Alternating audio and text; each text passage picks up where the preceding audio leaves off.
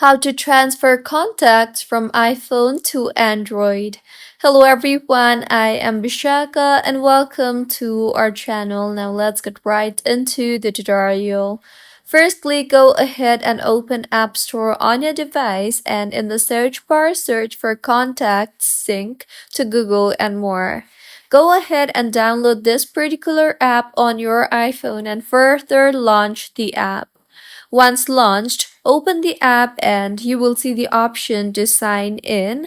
So firstly, go ahead and allow access to contacts and then tap on the allow full access option and now tap on the sync option on the top right of your screen and go ahead and sign in with your Google account. Once signed in, the contacts will be synced successfully. So go ahead and in your Android phone, open contacts and tap on your profile icon on the top right of your screen and then tap on the sync contact option you see there. Make sure that you are logged in with the same account that you just synced your contacts with on iPhone, and with this your contacts will be synced.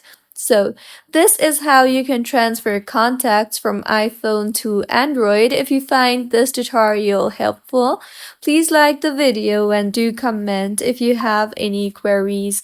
Also, do subscribe to our channel for more helpful tutorials like this. See you on the next one.